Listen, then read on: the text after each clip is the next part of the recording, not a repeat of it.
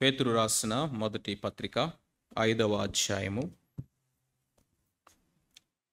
మొదటి 11 వచనాలు చదువుకుందాం. పేతురు రాసినటువంటి ఈ మొదటి పత్రిక యొక్క ముగింపు మాటల్లోనికి మనం వచ్చిన్నాం. సంఘములో ఉన్నటువంటి నాయకులకు రాస్తున్నాడు. సేవకులు, నాయకులు, పెద్దలు అయినటువంటి వారిని హెచ్చరిస్తున్నాడు.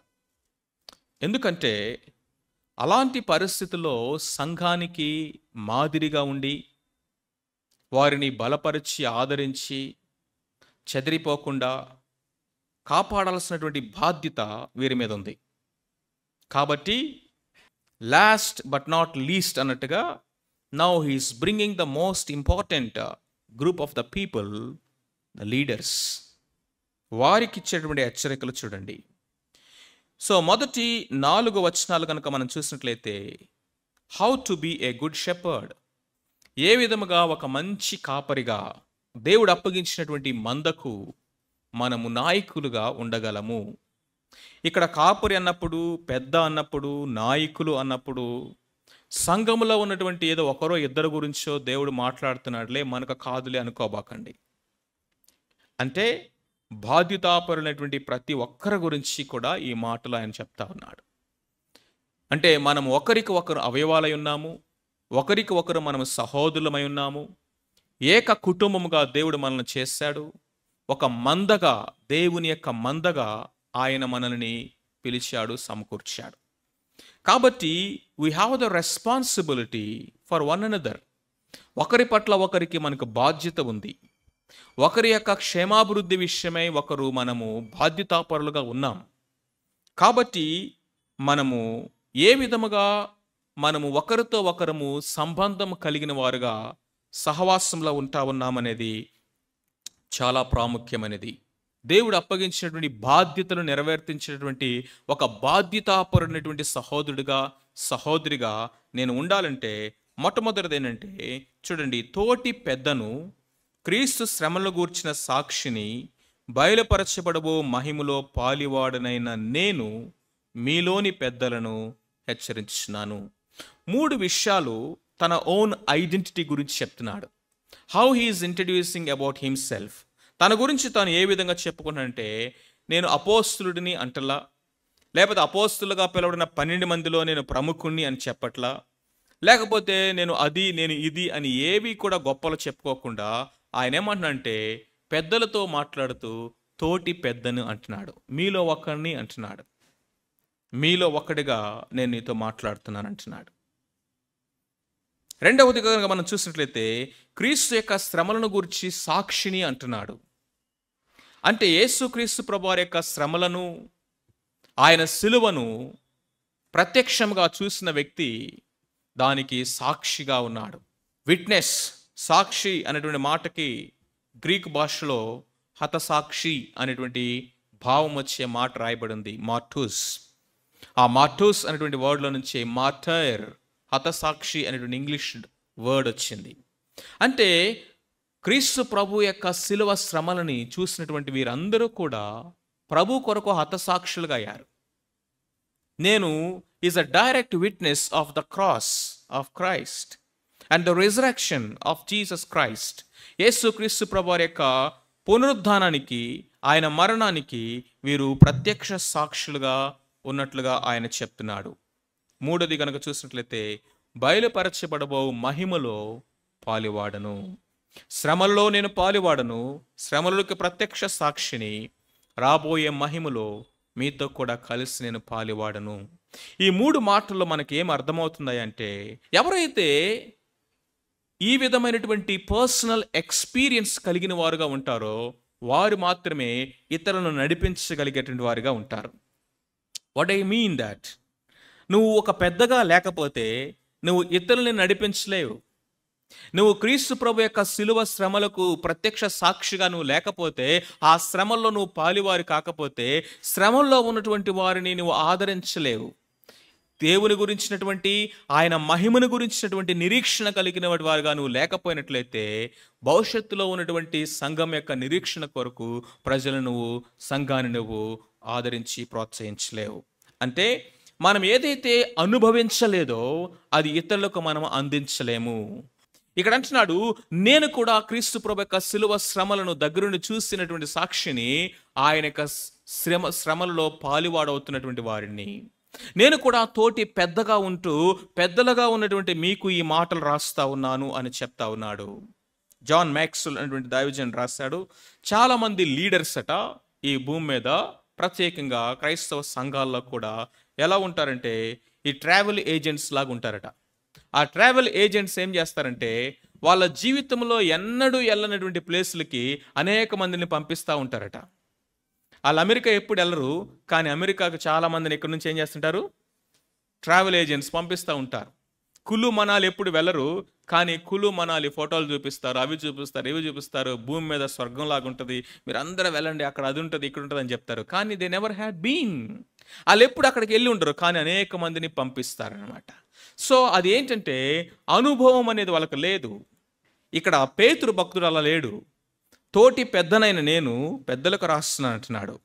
శిలువ శ్రమలకు ప్రత్యక్ష సాక్షిని అయినటువంటి నేను శ్రమలో ఉన్నటువంటి వారితో మాట్లాడుతున్నాను అంటున్నాడు. క్రీస్తు మహిమపరచబడినప్పుడు ఆ మహిమలో పాలివాడునై ఉంటాను అన్నటువంటి నిరీక్షణ కలిగినటువంటి నేను మీకు నిరీక్షణ గురించి మాట్లాడుతూ ఉన్నాను అని చెప్తున్నాడు. ప్రియమైన వారులారా, నువ్వు మారు మనస్సు అనేది పొందకుండా మారు మనస్సు గురించి సాక్ష్యం ఎలా చెప్తావు? క్రీస్తు ప్రభు కొరకు బహిరంగ సాక్ష్యం ఇవ్వడానికి నీకు భయము, పిరికితనము, ఇతరుల గురించి సాక్ష్యం ఎలా చెప్తావు? దేవుని స్వరాన్ని వినేటటువంటి వ్యక్తిగత అనుభవం లేకుండా దేవుడు నీతో మాట్లాడతాడు అని, లేకపోతే దేవుడు మాట్లాడే దేవుడని ఇతరులకు ఏ విధంగా నువ్వు పంచుకోగలవు? క్రీస్తు ప్రభువుని వ్యక్తిగతంగా ఎరిగినటువంటి అనుభవం లేకుండా ఆయనతో వ్యక్తిగతంగా అనుదినము నడిచేటటువంటి ఆ personal intimate walk with Jesus Christ అనేటువంటి ఆ పర్సనల్ ఎక్స్పీరియన్స్ అనేది లేకుండా ఇతరులకు మనం ఏ విధంగా క్రీస్తు ప్రభువును పరిచయం చేయగలము? అలాంటి పరిస్థితులు ఉన్నటువంటి వారికి మనం కౌన్సిలింగ్ ఇవ్వగలము, వారిని మనం ఆదరించగలము. ఫస్ట్ ఆఫ్ ఆల్, మనము వ్యక్తిగతంగా క్రీస్తుని ఎరిగిన వారముగా ఉన్నామా? నువ్వు మారు మనస్సు పొందావా? రెండవది, నువ్వు అసలు బాప్తిస్మం ఇవ్వడానికి ముందుకు రావు, ప్రభు గురించి బహిరంగ సాక్ష్యం ఇవ్వడానికి భయపడతా ఉంటావు. ఇక ప్రభు కోసం నువ్వు నేను అది చేస్తాను ఇది చేస్తానంటే ఏం చేయగలుగుతావు? దేవుని వాక్యం చదవటము, ఆ వాక్యములో నుంచి వ్యక్తిగతంగా దేవుని స్వరాన్ని విని నేను ఆయన గొర్రెను, ఆయన స్వరాన్ని నేను ఎరుగుదును, ఆ పిలుపును, ఆ స్వరాన్ని నేను గుర్తించగలను, దేవుడు నాతో ఈ విషయాలు మాట్లాడుతున్నాడు అని వ్యక్తిగతంగా అనుదినము ఆయన స్వరాన్ని, మెల్లని స్వరాన్ని వినే అనుభవం మనకుందా? అది లేకుండా ఆ మెల్లని మధురమైన స్వరములో ఉన్నటువంటి ఆ యొక్క భావాన్ని ఇతరులకు ఎలా మనం పంచుకోగలుగుతామండి? First of all, you must have that personal experience in order to lead others. ఇతరులను నడిపించాలన్న ఆశ మంచిదే. ఇదిగో నేను ఇతరులకి ఆశీర్వాదకరంగా ఉండాలన్న ఆశ మంచిదే. మనలో ఆ క్రీస్తు ప్రభువుని వ్యక్తిగతంగా ఎరిగిన అనుభవం మనకుందా? స్టెప్ బై స్టెప్ మన జీవితంలో మనం ఎదుగుతున్నామా? అసలు ఈయన ఒక ఎల్డర్గా లేకుండా ఎల్డర్స్ని ఏ విధంగా హెచ్చరించగలడు? ఈయన శ్రమల్లో, ఆ శ్రమల అనుభవం లేకుండా శ్రమలలో ఉన్నటువంటి వారు ఏ విధంగా ఆదరించగలడు? ఏ విధంగా వాళ్ళ శ్రమలను అర్థం చేసుకోగలడండి? పౌలు భక్తుడు అంటున్నాడు 2వ కొరింథీ పత్రిక 1వ అధ్యాయంలో, ఎట్టి శ్రమల్లో ఉన్న వారినైనా ఆదరించగలటకు నేను శక్తిమంతులగునట్లుగా దేవుడు మాకు శ్రమలను అనుమతించి ఆ శ్రమలలో మమ్మల్ని ఆదరించుచున్నాడు అంటాడు. ఎట్టి శ్రమల్లో ఉన్న వారినైనా ఆదరించగలటకు శక్తి గలవారగునట్లు. ఎప్పుడు నాకు ఒక స్టోరీ గుర్తొస్తుంది. చెల్లి, ఒక అన్న, వీరిద్దరు కూడా సంపూర్ణ సేవకు సమర్పించుకొని వేరే దేశాల నుంచి ఇండియాకు వచ్చారనమాట. వాళ్ళకు ఉన్నటువంటి ఆస్తి అమ్మి ఒక అనాథాశ్రయాలను కడతారు, ఒక హోమ్ని. ఆ హోమ్ని ఓపెన్ చేయడానికి అందరిని పిలుస్తారు, బంధువుల్ని, స్నేహితులందరినీ. ఆ రోజు వాళ్ళ మమ్మీ డాడీ వాళ్ళ ఊరు నుంచి వస్తూ యాక్సిడెంట్ అయ్యి ఇద్దరు కూడా చనిపోతారు. ఆ ఓపెనింగ్ చేయాల్సినటువంటి, ఇనాగరేట్ చేయాల్సినటువంటి ఆ హోమ్ దగ్గరికి ఇప్పుడు డెడ్ బాడీస్ వచ్చినాయి, వాళ్ళ మమ్మీది, వాళ్ళ డాడీ. వచ్చిన వాళ్ళందరూ అన్నారు, మీ దేవుడు ఏడి? మీ దేవుడు ఏమయ్యాడు? మీరు మీ యొక్క మంచి చదువులు చదువుకొని ఫారిన్లో ఉద్యోగాలు చేసుకోగలిగిన స్థితి ఉండి, కోట్లు సంపాదించగలిగినటువంటి స్థితి ఉండి ఇండియాకు వచ్చారు. మీరు దేవుని కోసం ఎంతో సాక్రిఫైస్ చేశారు, మీ జీవితాలని, కెరియర్ని, మీ ఆస్తి అంతా అమ్మి ఒక అనాథాశ్రయాలను కట్టారు ఎవరికో ఏదో చేద్దామని. ఇప్పుడు చూడండి, మీ దేవుడు మీ తల్లిదండ్రులు ఇద్దరిని చంపేశాడు. ఏడి మీ దేవుడు? ఎక్కడున్నాడు మీ దేవుడు? ఏమయ్యాడు మీ దేవుడని అందరూ కూడా ముఖం మీద వేలు పెట్టి ప్రశ్నిస్తూ ఉంటే వాళ్ళు మౌనంగా అట్లా ఉండిపోయారు. ఒక వారం రోజుల తర్వాత మరలా అందరినీ పిలిచారు కృతజ్ఞతా కూడిక పెట్టి వాళ్ళ పేరెంట్స్ గురించి. ఇప్పుడు అందరూ వచ్చారు, అక్కడ కూర్చున్నారు. ఇప్పుడు వీళ్ళిద్దరూ అక్కడ నుంచొని సాక్ష్యం చెప్తా ఉన్నారు. ఏమని చెప్పారో తెలుసా? దేవుడు మమ్మల్ని ఒక ప్రత్యేకమైన పిలుపుతో, ఒక ప్రత్యేకమైన పని కోసం ఆయన మమ్మల్ని పిలిచాడు. అదేంటంటే అనాథలైనటువంటి పిల్లలకు సేవ చేయడానికి. మేమిద్దరము అనాథలు అయితే తప్ప అనాథ అంటే ఏంటో మాకు అర్థం కాదు. కాబట్టి దేవుడు మాకు ఈ అనుభవాన్ని ఇచ్చింది వాళ్ళని అర్థం చేసుకోవడానికి. మా దేవుడు ఆకాశమందున్నాడు, ఆయనకి ఇచ్చి వచ్చినట్లుగా సమస్తమును నెరవేర్చినాడు. మా దేవుడు అన్యాయస్తుడు కాదు. మా పేరెంట్స్ ఇద్దరు పరలోకంలో ఉన్నారు. మేము ఆయన ఒకరోజు కలుసుకుంటామన్న నిరీక్షణ మాకుంది. ఈ అనుభవం మాకు అవసరం. ఒక మిషనరీ అట లెపర్స్ యొక్క మధ్య పరిచర్య చేయడానికి వెళ్ళాడట. అంటే కుష్ఠరోగుల మధ్య పరిచర్య చేయడానికి వెళ్ళాడు. వెళ్ళి వాళ్ళ మధ్య చాలా కాలం పనిచేశాడు, పరిచర్య చేశాడు. రోజు ఆయన వాక్యం చెప్పడానికి వచ్చి ఏమన్నాడంటే, లేకపోతే my dear brothers and sisters అనేవాడట. కానీ ఒక రోజు వచ్చి ఆయన బైబిల్ తీసుకొని మై డియర్ కో లెపర్స్ అన్నాడంట. అంటే అర్థం ఏంటి? ఒకరోజు ఆయన కూర్చొని కాఫీ తాగడానికి టేబుల్ మీద కాఫీ పెట్టుకున్నాడట. చేయి తగిలి టపాం అనేది ఆయన కాళ్ళ మీద పడిందంట. కాళ్ళ మీద పడినా కానీ నొప్పి రాలేదట. కాళ్ళ మీదుగా అంత కాఫీ వేడిది పడితే ఆయనకు నొప్పి తగలేదు. వెంటనే ఆయనకు అర్థమైంది. టెస్ట్ చేస్తే ఆయనకు కూడా కుష్ఠరోగం వచ్చింది. అప్పటి వరకు ఆయన ఏమన్నాడు తెలుసా? My dear brothers and sisters, my dear church, my dear friends అని పిలిచాడు. కానీ ఇప్పుడు ఆయన పిలుపు మారింది, ఆయన ఐడెంటిటీ మారింది. ఇప్పుడు ఏమన్నాడు తెలుసా? నా సహా my dear co lepers, brothers and sisters. Identity మారింది. తనతో వారిలో ఒక్కడగా అయ్యాడు. వారిలో ఒక్కడగా అయిన తర్వాత, వాళ్ళతో ఐడెంటిఫై చేసుకున్న తర్వాత వాళ్ళ లైఫ్ ఏంటో, వాళ్ళ శ్రమ ఏంటో, వాళ్ళ కండిషన్ ఏంటో ఆయనకు అర్థమైంది. మన దేవుడు పరలోకంలో సింహాసనం మీద కూర్చొని ఆ మహిమను విడిచిపెట్టుకోకుండా అక్కడే ఉండి దేవదూతల చేత ఆరాధించబడుతూ ఆయన ఈ లోకంలో నిన్ను నన్ను రక్షించడానికి ఆయన ప్రణాళిక సిద్ధపరచలా. ఆయన మహిమను విడిచిపెట్టాడు, రక్త మాంసమును ధరించుకున్నాడు, మనుష్య రూపం తీసుకున్నాడు. ఈ లోకానికి ఎదుగు వచ్చి పశువుల తొట్టులో పడుకున్నాడు. అతి అధమమైనటువంటి ద లోయెస్ట్ స్టేట్ ఆఫ్ ఆ సిటిజన్ యొక్క స్థితిని ఆయన తీసుకున్నాడు. తలవాల్చుటకు చోటైన లేకుండా ఆయన ఈ భూమి మీద బ్రతికి ఆయన నీ నా మన స్థానంలో మన వంటి వాడిగా పాపము యొక్క పర్యవసానముల కొరకు ఆయన మన ప్రతినిధిగా నిలబడాల్సి వచ్చింది.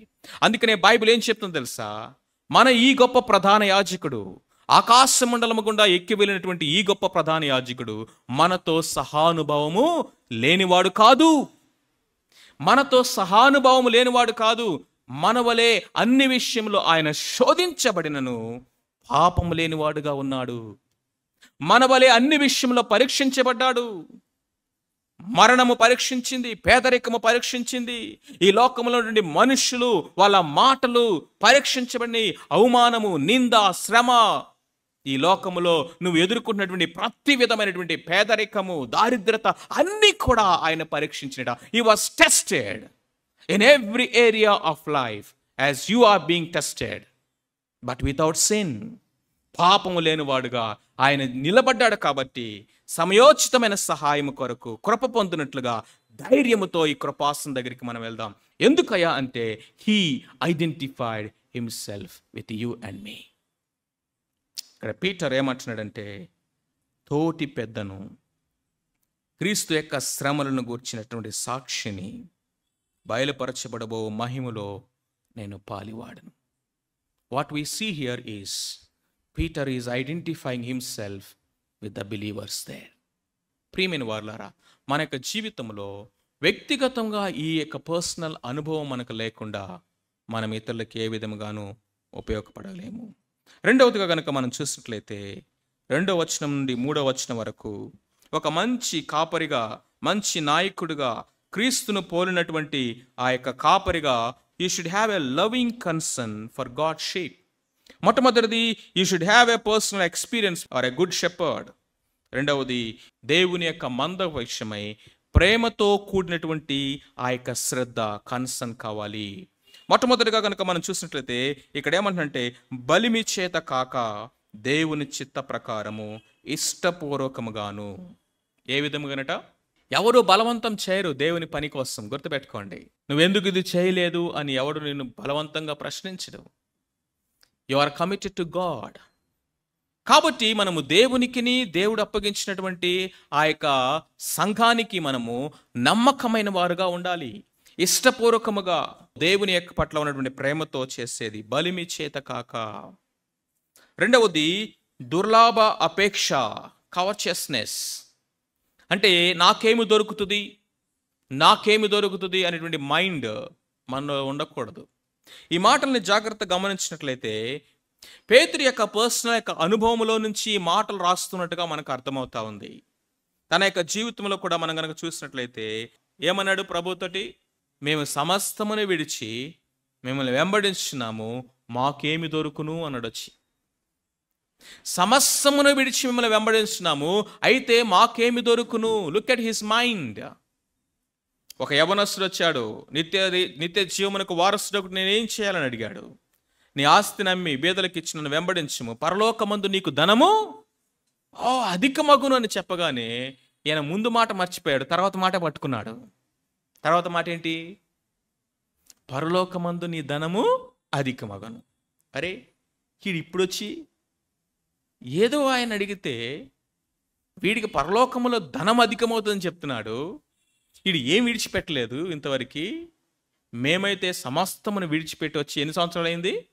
దగ్గర 3 సంవత్సరాలు అయింది. కానీ మా పరలోకములో మా స్థితిగతులు ఏంటి చెప్పలేదేంటి ఇంతవరకు? సరే ఆయన పర్సనల్గా దొరుకుతాడు కదా, అప్పుడు అడుగుదాం అనుకున్నాడు.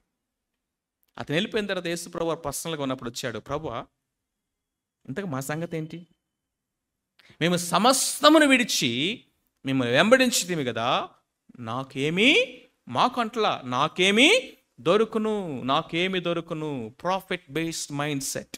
దేవునితోటి కవెనెంటల్ రిలేషన్షిప్లో ఉన్నాము, కానీ మనము కమర్షియల్ కాంట్రాక్ట్స్లో లేము. It is not a commercial contract with God. As long as the terms and conditions are okay, otherwise break it. No, it is a covenant, నూతన నిబంధన. ఈ బల్ల మనకేమి జ్ఞాపకం చేస్తా ఉంది? ఆ రోజు ప్రభువు రాత్రి ఆ యొక్క రొట్టెను ఎత్తుకొని ఇది నా శరీరము, పాత్రను ఎత్తుకొని ఇది నా రక్తము అనగా మీ కొరకై చిందించబడుచున్న నిబంధన రక్తము. It is a covenant my friends. What he made with you and me is a covenant, నిబంధన. ఆ నిబంధనలోనికి దేవుడు మనల్ని ఇన్వైట్ చేశాడు. నువ్వు ఎప్పుడైతే ఎస్ అని చెప్పావో, ఎప్పుడైతే ఓకే అని చెప్పి ఇష్టపూర్వకంగా ముందుకు వచ్చావో, ఇక ఈ భూమి మీద ఏది కూడా బ్రేక్ చేయనటువంటి ఇటర్నల్ కవెనెంట్ అది. ఇప్పుడు పేతురు అంటున్నాడు, నాకేమి దొరుకును? ఏ పని చేసినా కానీ ఇదిగో మనము ఆశించి మనం చేయకూడదు. ప్రభు యొక్క మనస్సు మనం ఎరగాలి. సర్వెంట్ మైండ్ సెట్ కలిగిన వారుగా మనం ఉండాలి. ఒక దాసుడు అనుకోండి, ఆ దాసుడు కనీసం థ్యాంక్స్ కూడా ఎక్స్పెక్ట్ చేయడట. మన హోటల్కి వెళ్తాము, అక్కడ వెయిటర్ ఉంటాడు, వస్తాడు, ఏం కావాలి సార్ అని అడుగుతాడు, ఆర్డర్ ఇస్తాము, వచ్చి చక్కగా అన్ని సర్వ్ చేసి వెళ్తాడు. మీరు ఎప్పుడన్నా కృతజ్ఞతతో థ్యాంక్స్ అని చెప్పారా? చెప్తే చెప్పుంటారులే, కానీ మనం చెప్పకుండా కనుక వస్తూ ఉంటే ఆడ పరిగెత్తుకుంటూ వచ్చి మనం చక్కగా పట్టుకొని కనీసం థ్యాంక్స్ కూడా చెప్పవా అన్నాడు అనుకోండి, ఏం చేస్తారు? A servant is the one who has no right to expect gratitude in return. కనీసం నాకు థ్యాంక్స్ కూడా చెప్పాలి అని దాసుడు ఎవడు కూడా ఎదురు చూడట. యజమానుడు వస్తాడు ఆఫీస్ నుంచి, ఇప్పుడు దాసుడు వెళ్ళి పరిగెత్తుకుంటే డోర్ తీస్తాడు. ఆ యజమానుడు థ్యాంక్స్ అని చెప్పడు, వేడి నీళ్ళు పెట్టరా స్నానం చేయాలంటాడు. పరిగెత్తుకుంటే వెళ్ళి వేడి నీళ్ళు పెట్టేస్తాడు. స్నానం చేసి వచ్చిన తర్వాత ఆయన థ్యాంక్స్ చెప్పడు, ఆకలేస్తుంది అన్నం పెట్టరా అంటాడు. ఆయన భోజన బల్ల దగ్గర కూర్చొని అన్నం తిన్న తర్వాత ఆ దాసుడు నుంచొని అట్లాగే నుంచొని అన్ని వడ్డించిన తర్వాత ఆ ప్లేట్ తీసేళ్ళి షింక్లేసి కడిగేసి వస్తాడు. ఈలోపు వెళ్ళి ఆయన పడుకొని నిద్రపోతాడు, కనీసం థ్యాంక్స్ కూడా చెప్పడు. పొద్దున్నే లేచి, సార్ మీరు ఇంత మరీ కనీసం థ్యాంక్స్ కూడా చెప్పరేంటి సార్ మీరు అంటాడా? I'm trying to explain what a servanthood is all about. దేవుడు మనల్ని పిలిచింది పరిచారము చేయించుకొనుటకు కాదు, పరిచారము చేయుటకు. ఎందుకంటే యేసుక్రీస్తు ప్రభువారు ఈ లోకానికి వచ్చాడు, ఆయన అనేక మందికి సేవ చేశాడు, ఆయన ఆకలిగొన్న వారికి ఆహారం పెట్టారు, ఆహారం తిని వాళ్ళ ఇళ్ళకి వాళ్ళు వెళ్ళిపోయారట. ప్రభు కనీసం థ్యాంక్స్ కూడా చెప్పలేదట. ఒక్కడే మిగిలిపోయాడు ఆయన. అందరూ వాళ్ళ ఇళ్ళకి వాళ్ళు వెళ్ళిపోయారు. బైబిల్ చెప్తున్న మాట అది. No one has even thanked him. ఇందాక మనం చూసాము, 10 మంది కుష్ఠరోగులు స్వస్థపరచబడ్డారు. కొన్ని సంవత్సరాల నుంచి ఆ ఊరి బయట కుష్ఠరోగంతో నశించిపోతున్నటువంటి వారిని ఒక్క క్షణంలో ఆయన స్వస్థపరిచేస్తే కనీసం వాళ్ళు వెనక్కి వచ్చి థ్యాంక్స్ కూడా చెప్పలేదట. అనేక రోగులను స్వస్థపరిచాడు, అనేక ఈవెన్ మరణం నుంచి ఆయన తిరిగి లేపాడు. ఎవరికైతే ఆహారం పెట్టాడో, ఏ హస్తాలైతే కుష్ఠరోగులు ముట్టుకొని వాళ్ళ కుష్ఠరోగాన్ని నయం చేసినవో, ఇదిగో వారే సిలువ వేయండి, సిలువ వేయండి, సిలువ వేయండి అని కేకలు వేశారు. ఒక సేవకుడు చెప్పాడు, బీహార్ రాష్ట్రంలో 40 సంవత్సరాల నుంచి ఆయన పరిచర్య చేస్తూ ఉన్నాడు. ఫస్ట్ టైం నేను బీహార్ వెళ్ళినప్పుడు ఆయనతో మాట్లాడుతూ ఒక ప్రశ్న అడిగాను, మీరు ఎప్పుడైనా డిస్కరేజ్ అయ్యారా? ఈ బీహార్లో ఉన్నటువంటి శ్రమలను, ఈ మిషన్ ఫీల్డ్లో ఉన్నటువంటి పరిస్థితులను చూసి ఇక చాలు, ఇంతవరకు ప్యాకప్, వెనక్కి వెళ్ళిపోదాం అని ఎప్పుడైనా అనిపించిందా మీకు అంటే ఆయన అన్నాడు, నెవర్ అన్నాడు. ఎలా సాధ్యం ఇది? ఈయనేమన్నా కొంచెం ఓవర్గా మాట్లాడుతున్నాడా? నెవర్ అన్నాడే అని నేను ఆలోచిస్తూ ఉండగానే ఆయన వెంటనే దానికి రీజన్ చెప్పాడు. ఎందుకంటే దేవుడు నన్ను బీహార్ రాష్ట్రానికి పిలిచినప్పుడు ఆయన క్లియర్గా ఒక మాట చెప్పాడు. ఏంటంటే, కృతజ్ఞత లేని ప్రజల దగ్గరికి నేను నిన్ను పంపిస్తున్నాను, కనీసం వాళ్ళ దగ్గర నుంచి థ్యాంక్స్ కూడా ఎక్స్పెక్ట్ చేయొద్దని చెప్పాడట. అప్పుడు ఆయన చెప్పిన లాజిక్ ఏంటో తెలుసా? If you don't expect anything in return, you need not discourage అన్నాడు. డిస్కరేజ్మెంట్ ఎప్పుడు వస్తుంది తెలుసా? నేను ఇంత చేశాను, నేను అంత చేశాను, కనీసం నాకు థ్యాంక్స్ కూడా చెప్పలేదు వీళ్ళు. నేను అది చేశాను, ఇది చేశాను, నాకు ప్రతిఫలం రాలేదు, కృతజ్ఞత లేదు, థ్యాంక్స్ లేదు, నాతో ఎవరు లేరు, అందరు విడిచిపెట్టి వెళ్ళిపోయారు, ఇదిగో నన్ను పొగిడేవారు, కనీసం నేను ఎంత చేశాను అంత చేశానని గుర్తించే వాళ్ళు కూడా ఎవరు లేరు. ఎప్పుడైతే ఈ మనసు మనకు వస్తుందో అప్పుడు మనలో డిస్కరేజ్మెంట్ స్టార్ట్ అవుతుంది. If you don't expect anything in return, there is no reason to discourage, to be discouraged. అందరికంటే నేను బాగా చేయగలను అనేటటువంటి ఆ అతిశయమా నిన్ను ముందుకు నడిపిస్తూ ఉంది? నేనేంటో, నాకున్న టాలెంట్ ఏంటో ఇప్పటివరకు ఎవరికి తెలియదు, ఒక్క ఛాన్స్ రావాలన్నా చూపిస్తా. బయటికి చెప్పమే, లోపల ఉంటుంది అది. కాన్షియస్నెస్, అపేక్ష, దేవుని మహిమను దొంగిలించటం, మనల్ని మోటివేట్ చేసేటువంటి ఫ్యాక్టర్ ఏంటి? Is it the love of God? Is it the mind of Christ? క్రీస్తు యేసునకు కలిగిన ఈ మనస్సును మీరును కలిగి ఉండండి. ఆయన దేవుడై ఉండి దేవునితో సమానంగా ఉండట విడిచిపెట్టకూడని భాగ్యం ఎంచుకొనక మనుష్యునిగా దాసుని రూపము ధరించుకొని ఆయన ఆకారమందు మనుష్యుడిగా కనపడ్డాడు. దాసుడిగా ఆయన తగ్గించుకున్నాడు, సిలువ మరణము పొందినంతగా ఆయన తగ్గించుకున్నాడు. He emptied himself. దుర్లాభాపేక్షతో కాక మీ మధ్య ఉన్నటువంటి దేవుని మందను, మంద ఎవరిది? The flax is of God. దేవుని మంద. మనమందరము కూడా దేవుని మంద అయి ఉన్నాము. నాయకులుగా ఉన్నవారు, సేవకులుగా ఉన్నవారు, ఎల్డర్స్గా ఉన్నవారు కూడా దేర్ ఆల్సో ఎవరు? ఆ మందలో చెప్పండి భాగమే. ఈ మధ్యకాలంలో కాదులేండి, అది ఫస్ట్ నుంచి ఉన్నదే. లైటీస్, క్లర్జీస్, నికోలాయితుల క్రియలని ప్రకటన గ్రంథంలో విన్నారా? నికోలాయితుల క్రియలు, నికోలాయిట్స్. నికోలాయితులు అంటే ఎవరంటే డివిజన్స్ తీసుకొచ్చేవాళ్ళనమాట. ఒకరేమో ఉన్నత శ్రేణి కలిగినటువంటి వాళ్ళు సంఘంలో, ఇంకొకరేమో లోవర్ స్టేట్ కలిగినటువంటి వారు. లైటీస్ అండ్ క్లర్జీస్. క్లర్జీస్ అంటే పైన ఉండేవాళ్ళు, లైటీస్ అంటే కింద ఉండేటటువంటి వాళ్ళు. ఈ విభజనలు, ఈ డివిజన్స్ ఆత్మీయతలో ఈ యొక్క హెచ్చు తగ్గులు అనేవి ఒకప్పుడు ఉండేవి. వాటిని నేను అసహించుకుంటున్నానని దేవుడు చెప్పాడు. అయితే ఇప్పుడు సంఘములో మనము మనము మనము అని సంబోధించడం పోయి మీరు మీరు మీరు అని సంబోధించడం పెరిగిపోయింది. అంటే అర్థం ఏంటి? ఇక్కడ నుంచి ఆయన ఎవరు? నేను నేను కాపరిని, మీరు మంద. ఈ కాపర్ ఎవరు? ఫస్ట్ ఆఫ్ ఆల్ చెప్పండి. If you don't know how to be among the flock, you can never be above the flock. అంటే దేవుని యొక్క మందలో సంఘములో ఒక సభ్యుడిగా నువ్వు ఫస్ట్ ఉండటం కనుక నేర్చుకోకపోతే సంఘము పైన పర్యవేక్షణ బాధ్యతను నిర్వర్తించలేవు. అదే ఫస్ట్లో మనం చూసింది, identifying yourself with the people. ఇప్పుడు అభిషేకాన్ని ఎవరంటే మొదటి సత్యం ఏంటంటే, I am a member of this church. This church is not mine. ఈ సంఘము నాది కాదు, ఈ సంఘము నాది అనే హక్కు నాకు లేదు. అలా అంటే అది దేవదూషణతో సమానం. నిత్య నరక అగ్నిగుండంలో పడేయాలి అలాంటి. ఎందుకో తెలుసా? సంఘం అంటే పెండ్లి కుమార్తె. పెండ్లి కుమార్తెను నాది అనే హక్కు ఎవడుకుంటుంది? కేవలము పెండ్లి కుమారుడు మాత్రమే సంఘమును నాది అని చెప్పే అధికారం ఉంది. మిగిలిన వారందరూ కూడా ఆ పెండ్లి కుమార్తెను సిద్ధపరుస్తున్నటువంటి వారు, లేకపోతే ఆ సంఘములో ఆ మందలో మనము భాగమై ఉన్నాము. సేవకులైన, నాయకులైన, ఫౌండర్స్ అయినా, whoever it may be, Yesu ప్రభువారు ఒక్కరు మాత్రమే నా సంఘమును నేను కట్టుదును అని చెప్తాను. కాబట్టి మనమందరము కూడా పై విచారణకర్తలుగా నాయకులు ఉండాలంటే మొట్టమొదటిగా మనము సంఘములో బాధ్యతాపరులైనటువంటి ఒక మెంబర్స్గా ఉండాలి. I should identify my self with every one of you. అప్పుడే నేను చెల్లి అని పిలవగలను, అక్క అని పిలవగలను, అమ్మ అని పిలవగలను, తమ్ముడు అని పిలవగలను, అన్న అని పిలవగలను. అది ఎప్పుడు సాధ్యమవుతుందంటే మనమందరము కూడా దేవుని మందలో మొట్టమొదటగా ఎవరు? సభ్యులము. ఆ తర్వాత దేవుడు అప్పగించినటువంటి బాధ్యతలను బట్టి విచారణకర్తలుగా, నిర్వాహకులుగా, బాధ్యతాపరులుగా, ఎల్డర్స్గా, షెపర్డ్స్గా దేవుడు అప్పగించిన బాధ్యతల్ని నిర్వర్తించేవారై ఉండాలి.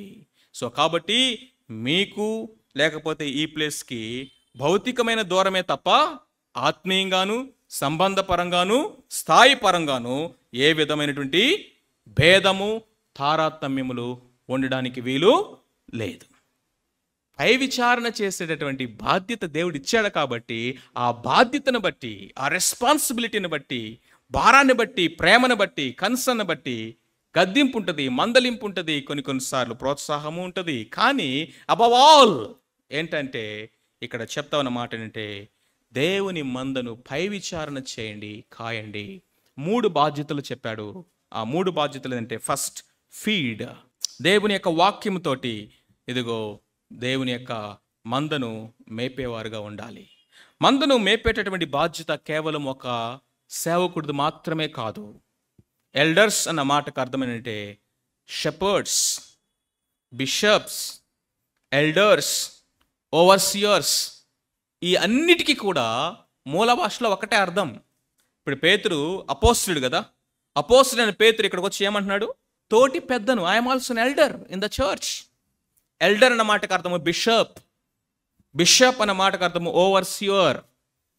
అందుకని అంటున్నాడు, యేసు దేవుడు తన స్వరక్తం ఇచ్చి సంపాదించినటువంటి తన మందను కాయుటకు దేవుడు మిమ్మల్ని విచారణకర్తలుగా పెట్టాడు, ఓవర్సియర్స్గా పెట్టాడు. కాబట్టి ఆ మందను గురించి, మిమ్మల్ని గురించి జాగ్రత్త కలిగి ఉండండి అని అపోస్తల కార్యంలో ఆయన చెప్తా ఉన్నాడు. కాబట్టి మనము దేవుని యొక్క వాక్యమును నేర్చుకోవాలి. సీనియర్స్ ఉన్నటువంటి బ్రదర్స్ అండ్ సిస్టర్స్ జాగ్రత్తగా వినండి. మన దగ్గరికి ఎవరైనా వచ్చారనుకోండి, ఈ లోకంలో వారికి ఇవ్వగలిగినటువంటి అతి శ్రేష్టమైనది, వారికి పెట్టగలిగినటువంటి అతి శ్రేష్టమైనది, వాళ్ళకి మనం ఇవ్వగలిగినటువంటి అతి విలువైనది దేవుని వాక్యం. మేము స్టూడెంట్స్గా ఉన్నప్పుడు అన్న వాళ్ళు మాకు చెప్తా ఉండేవారు, no conversation should not end, no conversation should end without having the word of God in the discussion. మీ సంభాషణలో, మీ డిస్కషన్లో దేవుని వాక్యం అనేది లేకుండా మీ సంభాషణ ముగిసింది అంటే అది లోక సంబంధమైనది, వ్యర్థమైనది. రెండవ మాట, no meeting should end without having a prayer. ఇద్దరు సహోదరులు కలిసినప్పుడు, మాట్లాడుకున్నప్పుడు వాక్యం మాట్లాడుకోవాలి, ముగింపులట ప్రార్థనతోనే ముగించాలట. అది క్షేమాభివృద్ధి. ఇది నెల కనుక మనం చూసినట్లయితే గంటల గంటలు మాట్లాడుకుంటాము, అందులో వాక్యం ఉండదు. గంటల గంటలు కలిసి సమయం స్పెండ్ చేస్తాము, కలిసి ప్రార్థన చేసుకోవడానికి 5 నిమిషాలు సమయం ఉండట్లేదు. అది ఆత్మీయ సహవాసమా, ఆత్మీయ కలయిక, ఆత్మీయ క్షేమాభివృద్ధి ఉంటుందా? దాంట్లో క్రికెట్ల గురించి మాట్లాడతావు, ఈ లోకంలో ఉన్నటువంటి IPL గురించి మాట్లాడతావు, లేకపోతే పాలిటిక్స్ గురించి మాట్లాడతావు, వర్క్ గురించి మాట్లాడతావు, ప్రాజెక్ట్స్ గురించి మాట్లాడతావు, నీకున్న సమస్యల గురించి మాట్లాడతావు. Where is the word of God? Gym Elliot అనేటువంటి ఆ గ్రేట్ మిషనరీ, ఆయన ఏల్ యూనివర్సిటీలో వర్క్ చేసేటప్పుడట, ఆయన కనుక ఎదురు వస్తున్నాడంటే ఆ కాలేజీలో చదివేటువంటి బిలీవర్స్ అట, వాళ్ళు కొంచెం అమ్మో వస్తున్నాడు రా బాబు అని చెప్పేసి పక్కకి వెళ్ళి దాక్కునేవాళ్ళట. ఎందుకో తెలుసా?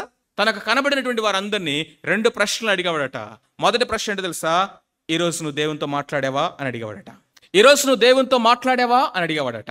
ఆ విధంగా ముఖం మీద మనల్ని ప్రశ్నించే వాళ్ళు ఉంటే ఎంత బాగుండు. ఈరోజు నువ్వు క్వైట్ టైం చేసావా? దేవుని వాక్యం నువ్వు చదువుకున్నావా? దేవునితో నువ్వు సమయం గడిపావా అని కాలేజ్ క్యాంపస్లో తను ఎదురుపడిన ప్రతి ఒక్కరిని ముఖం మీద అడిగేవాడట. రెండోది ఏంటో తెలుసా? Why don't you come as a missionary అనేవాడట. నువ్వు మిషనరీగా ఎందుకు రాకూడదు? మిషనరీ సేవకు నువ్వు ఎందుకు సమర్పించుకోకూడదు? ఓరి నాయన వచ్చాడరా బాబు, నువ్వు మిషనరీగా ఎందుకు రాకూడదు అని అడుగుతాడు. క్వైట్ టైం చేసావా అని అడుగుతాడు. మనం ఈ 2 చేయము కాబట్టి ఎందుకు వచ్చిన గొడవలు అని చెప్పేసి పక్కకి వెళ్ళిపోయేవారట. Look at the passion of this godly man. ఈ దైవజనుడి యొక్క హృదయంలో ఉన్నటువంటి ప్యాషన్ చూడండి. మాట్లాడాలంటే దేవుని వాక్యమే నాకు తెలుసు. పౌలు భక్తుడు అంటున్నాడు, నేను క్రీస్తును తప్ప మరి ఇంకెవరిని ఎరగను. క్రీస్తును, ఆయన పునరుద్ధానమును తప్ప నా దగ్గర మాట్లాడటానికి ఇంకొక సబ్జెక్ట్ లేదు అంటున్నాడు. ఆయన సువార్త తప్ప ప్రకటించడానికి నా దగ్గర ఏమి లేదు. సిలువ తప్ప గొప్పలు చెప్పుకోవడానికి నా దగ్గర ఏమి లేదు. క్రీస్తు తప్ప అతిశయం నా దగ్గర ఏమి లేదు. వాట్ ఎ లైఫ్ అండి. క్రీస్తు ప్రభువు తప్ప నేను గొప్పలు చెప్పుకోవడం నా దగ్గర ఏమి లేదు. సువార్త తప్ప ప్రకటించడానికి నా దగ్గర ఏమి లేదు. ఆయన పునరుద్ధానము తప్ప నా దగ్గర ఇంకా వర్తమానం ఇంకొకటి ఏమీ లేదు. ఆ knew nothing than Christ crucified. Let us examine. Feed. రెండోది take care as a overseer. మూడోది అంటున్నాడు మందకు మాదిరిగా ఉండండి. మందకు మాదిరిగా ఉండాలి. తిమోతికి రాస్తూ పౌలు ఏమంటున్నాడు తెలుసా? అన్ని విషయంలో నువ్వు మాదిరిగా ఉండాలి. మాటల్లోనూ, పవిత్రతలోనూ, విశ్వాసంలోనూ, ఇదిగో నీ జీవితంలో అన్ని విషయాల్లో మందకు మాదిరిగా ఉండు. మాదిరి జీవితం అనేది ఈ లోకంలో మనము క్యారీ చేసే గ్రేటెస్ట్ లెగసీ అండి. ఏంటయ్యా legacy? What is the life that you live as the legacy అంటే అర్థం ఏంటో తెలుసా? అన్ ఎగ్జాంపులరీ లైఫ్. Exemplary life. ఇదిగో ఉంటే ఈ అన్నలాగా ఉండాలి, ఈ అక్కలాగా ఉండాలి అని నిన్ను నన్ను చూసి ఎంతమంది ప్రోత్సహించబడతా ఉన్నారు. ఎంతమంది ఆ విధమైనటువంటి సవాలును వాళ్ళు తీసుకునేటట్టుగా మన జీవితం ఉంటా ఉంది. ఒకసారి ఆలోచించండి. అందరిలో పడి మందలో పడి కొట్టుకొని పోయేవారుగా ఉన్నామా? లేకపోతే ఇదిగో 100 మందిలోనైనా సరే ఒక్కడిగా ప్రత్యేకమైనదిగా మన జీవితము, మన మాట, మన తలంపులు, మన డ్రెస్సింగ్, మన వ్యవహార శైలి, మన సంబంధాలు, మన యొక్క సమస్తము కూడా ఇదిగో వ్యత్యాసముగా కనిపిస్తారు. మాదిరికరమైన జీవితం. ఈ లోకములో మెసేజెస్ ఉన్నాయి కానీ మాదిరి జీవితం లేదు. There is a great exposition with less example or exemplary life. Great exposition ఉంది, వాక్య జ్ఞానం ఉంది, వాక్య పరిజ్ఞానం బాగా పెరిగిపోతుంది ఈ రోజుల్లో. అద్భుతమైనటువంటి వర్తమానాలు ఉన్నాయి, వ్యక్తులు లేరు. మెసేజెస్ ఉన్నాయి, మాదిరి లేదు. ఎక్స్పోజిషన్ ఉంది, ఎగ్జాంపుల్స్ లేవు. సంఘాల్లో ఈరోజు కావాల్సిందంటే ఒక మాదిరికరమైన జీవితాన్ని జీవిస్తూ అనేక మంది జీవితాల్ని ప్రభావితం చేసినటువంటి యవనస్తులు కావాలి, నాయకులు కావాలి, యవనరాండ్రు అనేటువంటి ఇదిగో సహోదరులు కావాలి. A life speaks louder than lips. మన బ్రతుకు, మన యొక్క జీవితమట మన నోటి మాటల కంటే బలంగాను ప్రభావభరితంగాను ఇతరులతో మాట్లాడుతుంది. He will live what he preach. అతను ఏది మాట్లాడతాడో అదే చేస్తాడు, ఏది చేస్తాడో అదే మాట్లాడతాడు. ఆయన అవునంటే అవును, కాదంటే కాదు. ఇంకా దాంట్లో డూప్లిసిటీ ఉండదు. ఆయన మనుషుల యొక్క ముఖాన్ని బట్టి ఆయన తన భావాల్ని మార్చుకోడు. He doesn't change based on the face value. He is not the respecter of the face or the people. యేసు క్రీస్తు ప్రభువు వారి దగ్గరకు వచ్చి ఆయన వ్యతిరేకించేటువంటి శాస్త్రుల పరిస్థితులు ఏమన్నారు తెలుసా? ఏమన్నారండి? నీవు మనుషుల ముఖములను బట్టి వారిని లక్ష్య పెట్టేవాడు అని కాదని మేము ఎరుగుదము. నువ్వు మనుషులను బట్టి మారే దేవుడు కాదయ్యా. నువ్వు నిర్మోహమాటంగా మాట్లాడతావు, నిష్పక్షపాతముగా డీల్ చేస్తావు, సత్యము మాట్లాడతావు. ఉందా సాక్ష్యం మనకి? ప్రియమైన వారలారా, దిస్ ఈజ్ ప్రాక్టికల్ క్రిస్టియానిటీ. మన జీవితం ఈ స్థాయికి వెళ్ళకపోతే you are just in the theory part. Information ఒకటే తెలుసు నీకు, ఇంటిమస్సీ లేదు. దేవునితో ఇంటిమస్సీ అనేది మన యొక్క జీవితంలో ఆటోమేటిక్గా రిలేషన్షిప్ని బిల్డ్ చేస్తుంది. రిలేషన్షిప్ లేకుండా చేసే భక్తి కేవలం రిచువల్స్. ఇంటిమస్సీ లేకుండా చేసేటువంటి భక్తి కేవలం ఇన్ఫర్మేషన్. ఇన్ఫర్మేషన్ అంటే ఏంటి? యేసుక్రీస్తుని గురించి తెలుసుకోవడం. దెయ్యాలకు కూడా తెలుసు, ఈ లోకంలో అనేక మందికి తెలుసు బైబిల్ గురించి, కానీ వాళ్ళందరూ క్రైస్తవులు అవలా, భక్తులు అవలా. మన గాంధీ తాతకు బాగా తెలుసు, నెహ్రూ గారికి బాగా తెలుసు, పొలిటికల్ లీడర్స్కి బాగా తెలుసు, లాయర్స్కి బాగా తెలుసు, ప్రపంచంలో గ్రేట్ పీపుల్గా ఇన్ఫ్లుయెన్స్డ్గా పిలబడుతున్న వాళ్ళందరికీ బైబిల్ తెలుసు. They know about the Bible, but they don't know the God of the Bible. There is a world of difference between information and intimacy, rituals and relationship. మన జీవితం ఏ స్థాయిలో ఉంది? ఏ స్థాయిలో ఉంది? We need to examine personally. We need to check. మాదిరిగా ఉండండి. అసలు ముందు మన కుటుంబంలో తల్లిదండ్రులారా, మన పిల్లలకు మనం మాదిరిగా ఉంటున్నామా? మన మాదిరి జీవితం ఎక్కడ స్టార్ట్ అవ్వాలో తెలుసా? From our own family. మన పిల్లలు మనల్ని చూసి మా తల్లిదండ్రులు, మా డాడీ, మా మమ్మీ లాగా ఉంటే చాలు అని వాళ్ళు చెప్పగలరా? వారిని చూసి వాళ్ళని అనుకరిస్తూ నేను ఆ జీవితంలో అన్ని విషయాలు నేను నేర్చుకున్నాను అని చెప్పగలరా? వాళ్ళకే మనం ఫోన్ చూడొద్దని చెప్తాం, మనం ఫోన్లు చూస్తాం. ఇంకేం మాదిరి అండి? అలాగే బైబిల్ చదువుకోరా అని చెప్తాం, మనం బైబిల్ ఎప్పుడు చదవం, అసలు బుక్ తీయం బైబిల్. అలాగే ప్రార్థన చేసుకోరా అని చెప్తా, పొద్దున్న లేవగానే మోకాల మీద వాళ్ళ మమ్మీని డాడీని ఎప్పుడు చూడాలా ఇంతవరకు జీవితంలో. ఆడే పుట్టిన దగ్గర నుంచి ఇప్పుడు దాకా నేను మోకాల మీద ఎప్పుడు చూడాలా, కానీ నువ్వు వారికి ప్రార్థన చేసుకో ప్రార్థన చేసుకో ప్రార్థన చేసుకో అని చెప్తావు. What a shear hypocrisy it is. ప్రేమించడం అంటే ఏంటో తెలియదు వాళ్ళకి, కానీ నీ ఫ్రెండ్స్ని లేకపోతే నీ టీచర్స్ని బయట వాళ్ళందరూ రెస్పెక్ట్ చేయాలి నువ్వు అని లెసన్స్ ఇస్తావు. ఎక్కడ నేర్చుకుంటారు ఇది? Where they will learn unless otherwise they see in their own parents. మాదిరి మన ఇంట్లో స్టార్ట్ అవ్వాలి. తల్లిదండ్రులుగా పిల్లలకు మన మాదిరి జీవిస్తున్నామా? భార్య భర్తకు, భర్త భార్యకు మాదిరికరమైన జీవితం మనం జీవిస్తా ఉన్నామా? రెండవది, దేవుని మందిరములో మన యొక్క మాదిరి జీవితం స్టార్ట్ అవ్వాలి. మూడవది, మన వర్క్ ప్లేస్లో మన యొక్క మాదిరి జీవితం స్టార్ట్ అవ్వాలి. ఇక్కడ అంటున్నాడు మాదిరిగా జీవించండి. మొట్టమొదటిగా కనుక మనం చూసినట్లయితే having a personal experience with Christ. రెండవది కనుక మనం చూసినట్లయితే having a loving concern for the God sheep. మూడవది కనుక చూసినట్లయితే 4వ వచనం చదవండి. ఒక గుడ్ షెపర్డ్గా మనం ఉండాలంటే ఆ కాపరితో వ్యక్తిగత సంబంధం ఉండాలి. పర్సనల్ ఎక్స్పీరియన్స్ చూసాం. రెండవది కనుక మనం చూసినట్లయితే ఆయన అప్పగించినటువంటి మందను ప్రేమించి ఏం చేయాలి? మేపాలి, కాయాలి, పై విచారణ చేయాలి. ఏ విధంగా? బలిమి చేత కాక, దుర్లాభ అపేక్షతో కాక, మాదిరికరమైన జీవితాలని జీవిస్తూ. మూడోది చూసినట్లయితే a desire to please the great shepherd. ఆ ప్రధాన కాపరి అయినటువంటి ఆ ప్రభువును తప్ప ఈ లోకములో ఇక నేను ఎవరిని సంతోషపెట్టే జీవితం నాకొద్దు అని చెప్పాలి. ఆయన్ని సంతోష పెట్టాలండి. అది ఫెయిత్ఫుల్నెస్ అంటే. ఫెయిత్ఫుల్నెస్ అన్న మాటకు అర్థం ఏంటి? Having a one desire to please the master. ప్రధాన కాపరి ప్రత్యక్షమైనప్పుడు మీరు వాడబారని మహిమ కిరీటం పొందుతారు. దేవుడట ఆయన అప్పగించినటువంటి బాధ్యతల్ని నమ్మకంగా నెరవేర్చిన వారికి బహుమానాలు ఇస్తాడట. బహుమానాలు ఇస్తాడట. మీరు అనుకుంటారు నేనేం చేయగలను, ఇదిగో ఆకలాగా పాటలు పాడటం నాకు రాదు, ఈ అన్నలాగా వాక్యం చెప్పటం నాకు రాదు, లేకపోతే ఈ పని చేయలేను ఆ పని చేయలేను అని చాలాసార్లు మనము ఏం చేస్తూ ఉంటామంటే దేవుడు నీకు ఇచ్చినటువంటి సామర్థ్యాన్ని మనం చూడలేని గుడ్డితనాన్ని కలిగి ఉంటాం. అది అపవాది యొక్క, సాతానుడి యొక్క బలమైనటువంటి టాక్టిక్ అన్నమాట. ఏంటంటే వాడి యొక్క కుయుక్తి ఏంటంటే దేవుడు నీకు ఇచ్చిన సామర్థ్యాన్ని నువ్వు గుర్తించకుండా చేస్తాడు. దేవుడు నువ్వు ఏ విషయంలో సామర్థ్యాన్ని నీకు ఇచ్చాడో దాన్ని నువ్వు చూడకుండా ఈ లోకములో నువ్వు ఏదైతే నువ్వు చేయలేవో, ఏ విషయంలో అయితే నువ్వు బలహీనుడిగా ఉంటావో అవన్నీ చూపిస్తావు. ఎందుకు పనికిరావు, నీకు ఇది రాదు, అది రాదు, ఇది చేత కాదు, అది చేత కాదు.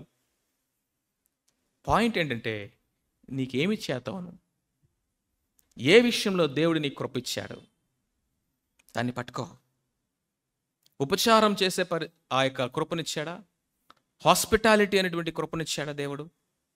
ఇతరులని కౌన్సిల్ చేసేటువంటి కృపనిచ్చాడా? పర్సనల్ ఎవాంజలిజం, 1-on-1 ప్రార్థన చేసే కృపనిచ్చాడా? చిన్న చిన్న పనులు గుర్తించి ఫస్ట్. అర్థమవుతుందా? అందరు వెళ్ళిన తర్వాత చక్కగా మందిరంలో లైట్లన్నీ ఫ్యాన్లన్నీ ఆపేసి చక్కగా డోర్లు కిటికీలన్నీ మూసేసి మందిరంలో తాళమేయటం. దేవుడు దాన్ని చూడనుకుంటున్నారా?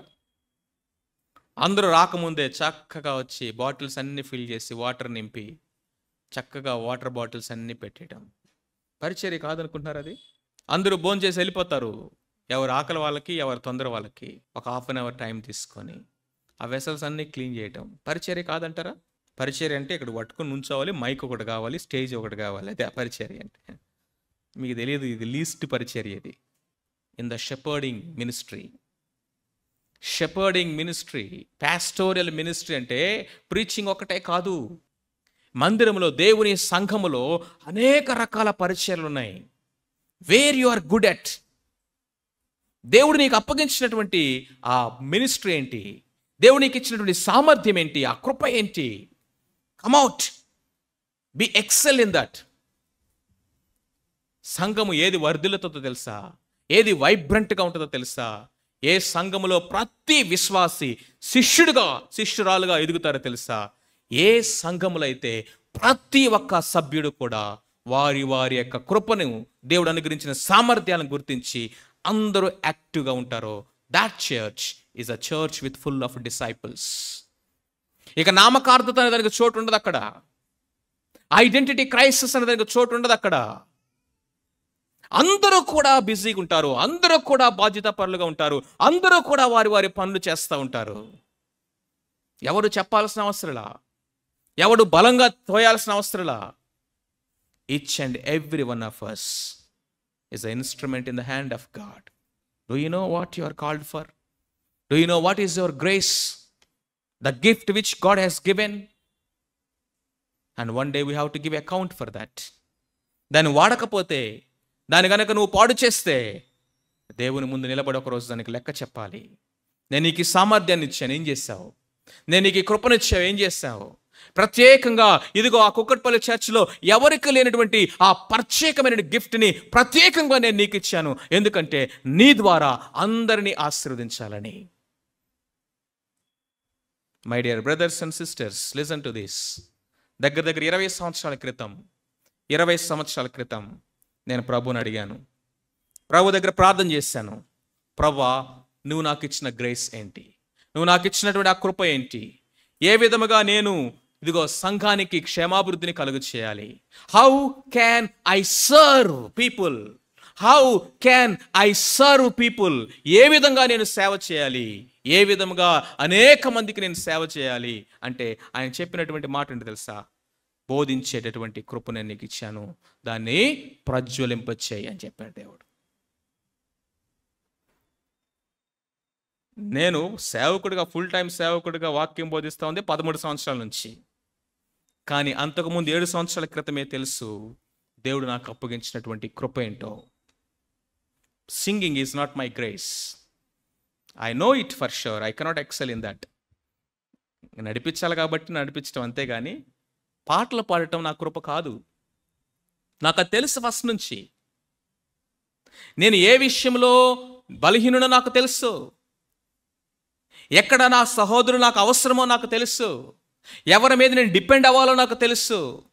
ఎవరెవరు నాకు హెల్ప్ చేయగలరో నాకు తెలుసు. ఎక్కడ నేను మౌనంగా ఉండాలో నాకు తెలుసు. ఎక్కడ నేను వెనకుండాలో నాకు తెలుసు. ఎక్కడ ముందుకు రావాలో నాకు తెలుసు. ఎందుకంటే దేవుడు నన్ను పిలిచిన పిలుపు ఏంటో నాకు తెలుసు. Do you know that? If I say that this is my ministry, ఎవరు చెప్పరు, I will jump in. పరిగెత్తుకుంటూ వెళ్తాను, నేను ముందుకు వెళ్తాను, ఆ పనిలో నేను ఇన్వాల్వ్ అవుతాను. ఎవరు చెప్పారు నీకు ఈ పని చేయమని? ఎవరు చెప్పాల్సిన అవసరం లేదు. ఇది నాకు దేవుడు అప్పగించిన మినిస్ట్రీ, సేవకుల ద్వారా అప్పగించబడింది. ఇది ఓనింగ్ అప్ అనేది ఎప్పుడు వస్తుంది? ఇది నాది అనేటువంటి ఆ యొక్క కమిట్మెంట్ ఎప్పుడు వస్తుందంటే, దేవుడు నీకు ఇచ్చినటువంటి పరిచర్య ఏంటి, దేవుడు నీకు ఇచ్చినటువంటి గిఫ్ట్ ఏంటి, దాన్ని ప్రజ్వలింప చేసుకో. దేవుడు దాన్ని వాడుకుంటాడు. భలా నమ్మకమైన మంచి దాసుడా అని ఆయన పిలుస్తాడండి. ప్రతిరోజు ప్రతి వారం ఈ టేబుల్ క్లీన్ చేసి, ఆ క్లాత్లు తీసి నీట్గా మడతేసి అక్కడ పెట్టి చేస్తారే సిస్టర్స్, పరలోకంలో అంటాడా బలా అంటాడు. పౌలు భక్తుని చూసి బలా అంటాడు, నిన్ను చూసి కూడా బలా అని అంటాడు. ఎందుకంటే ఆయనకు అప్పగించిన పని ఆయన నమ్మకంగా చేశాడు. నీకు అప్పగించిన పని ఈ క్లాత్ మడతేసి లోపల పెట్టడమే. నువ్వు దాన్ని నమ్మకంగా చేస్తే సేమ్ రివార్డ్ అట. అర్థం కానిటువంటి మర్మం ఇది. Same reward. God is not going to see the amount of the work. God is going to see the attitude in that work. Your heart, your commitment, your love towards God. Cricket stadium లాగా అయిపోతున్నాయంటే సంఘాలు ఈ రోజున. Cricket స్టేడియంలో ఎంతమంది ఉంటారండి? 50,000, 60,000, 1,00,000 మంది కూర్చునే stadium కూడా కట్టాడు మోడీ గారు. ఆడేది ఎంతమంది అండి? 10 మంది. 10 మంది ఆడుతుంటే 1,00,000 మంది చూసేది క్రికెట్ స్టేడియం. కానీ అందరూ కూడా ప్లే గ్రౌండ్లో ఉండేది సంఘం. We are all in the battlefield, we are all in the playground, we are all in the runners track. మనం అందరం పరిగెత్తాలి, మనమందరం పోరాడాలి, మనమందరం కూడా ప్రభు దగ్గర నిలబడి బలా అనిపించుకోవాలి. మాదిరిగా ఉండండి. ప్రార్థన చేసుకుందాం. తలలు వంచండి.